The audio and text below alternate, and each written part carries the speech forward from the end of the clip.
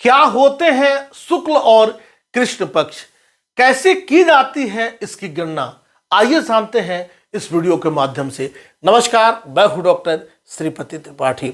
हिंदू धर्म में किसी भी खास आयोजन में तिथियों की विशेष भूमिका होती है। पंचांग एक हिंदू कैलेंडर है। पंचांग दैनिक और मासिक होता है। दैनिक पंचांग में जहां एक दिन विशेष का विवरण होता है, वही मासिक पंचांग में पूरे महीने भर का विवरण होता है। मासिक पंचांग यानी हिंदू कैलेंडर में एक महीने की 30 दिनों में बांटा गया है। इस 30 दिनों में दो पक्षों में इसे बांटा गया है, जिसमें 15 दिन के एक पक्ष को और शुक्ल पक्ष कहते हैं और बाकी बचे 15 दिन को कृष्ण पक्ष कहा जाता है। चंद्रमा की कलाओं के ज्यादा और कम होने को ही शुक्ल और कृष्ण पक्ष कहते हैं। आइए जानते हैं विस्तृत रूप से इस वीडियो के माध्यम से कि वैदिक शास्त्र में इन दोनों पक्षों का क्या महत्व है। कृष्ण पक्ष पूर्णिमा और अमावस्या के बीच वाले हिस्से को हम कृष्ण पक्ष कहते हैं। जिस दिन पूर्णिमा तिथि होती है, उसके अगले दिन से कृष्ण पक्ष की शुरुआत हो जाती है, जो अमावस्या तिथि के आने तक 15 दिनों तक रहती है। कृष्ण पक्ष में नहीं किए जाते हैं शुभ कार्य। आपको बता दें कि शास्त्रीय मान्यता है कि जब भी कृष्ण पक्ष होता है तो उस दौरान कोई भी शुभ कार्य करना उचित नहीं होता। दरअसल इसके पीछे ज्योतिष शास्त्र में चंद्रमा की घटती हुई कलाएं होती हैं। पूर्णिमा के बाद जैसे जैसे दिन आगे बढ़ता है, वैसे वैसे चंद्रमा घटता जाता है, यानी चंद्रमा का प्रकाश कमजोर होने लगता है। चंद्रमा के आकार और प्रकाश में कमी आने लगती है और रातें अंधेरी जो है वह होने लगती हैं। इस कारण से भी कृष्ण पक्ष को उतना शुभ नहीं माना जाता।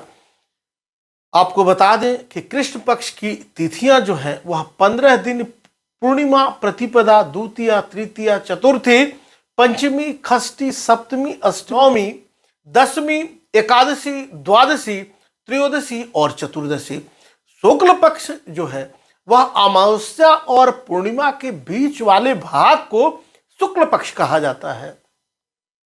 अमावस्या के बाद के 15 दिन को हम शुक्ल पक्ष कहते हैं।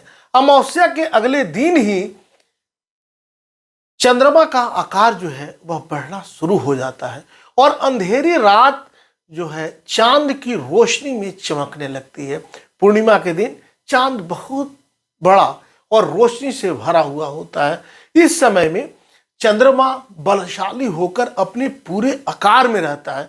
यही कारण है कि कोई भी शुभ काम करने के लिए इस पक्ष को उपयुक्त और सर्वश्रेष्ठ माना जाता है।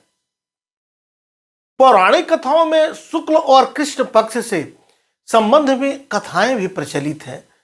कथा इस प्रकार है कि शास्त्रों में वर्णित कथा के अनुसार दक्ष प्रजापति की 27 बेटियां थी। इन सभी का विवाह दक्ष प्रजापति ने चंद्रमा से किया। दक्ष प्रजापति की ये 27 पुत्रियां वास्तव में 27 नक्षत्र थी। चंद्रमा सभी में सबसे ज्यादा रोहिणी से प्रेम करते थे। चंद्रमा बाकी सभी से हमेशा रूखा हुआ व्यवहार करते थे। ऐसे में सभी बाकी स्त्रियों ने चंद्रमा की शिकायत अपने पिता दक्ष से की। इसके बाद राजा दक्ष ने चंद्रमा को डांट लगाई और कहा कि सभी पुत्रियों के साथ आप समान व्यवहार करें। इसके बाद भी चंद्रमा का रोहिणी के प्रति प्यार कम नहीं हुआ और बाकी पत्नियों को नजरअंदाज करते रहे। इस बात को लेकर दक्ष प्रजापति गुस्से में आकर चंद्रमा को क्षय रोग का श्राप दे देते हैं। इसी श्राप के चलते चंद्रमा का तेज धीरे धीरे मध्यम होता गया। तभी से कृष्ण पक्ष की शुरुआत मानी गई। दक्ष प्रजापति के श्राप के चलते क्षय रोग से चंद्रमा का तेज कम होता गया और उनका अंत करीब आने लगा। तब चंद्रमा ने भगवान देवाधिदेव महादेव शिव की आराधना की और शिव जी चंद्रमा की आराधना से प्रसन्न होकर चंद्रमा को अपनी जटा में धारण कर लिया। शिव जी के प्रताप से चंद्रमा का तेज फिर से लौटने लगा और उन्हें जीवन दान मिला। दक्ष के श्राप को रोका नहीं जा सकता था। ऐसे में श्राप में बदलाव करते हुए चंद्रमा को हर 15-15 दिनों में कृष्ण और शुक्ल पक्ष में जाना पड़ा। इस तरह से शुक्ल पक्ष की शुरुआत हुई। अभी तक आपने इस चैनल को सब्सक्राइब नहीं किया है तो सब्सक्राइब करें, शेयर करें और कमेंट्स करें।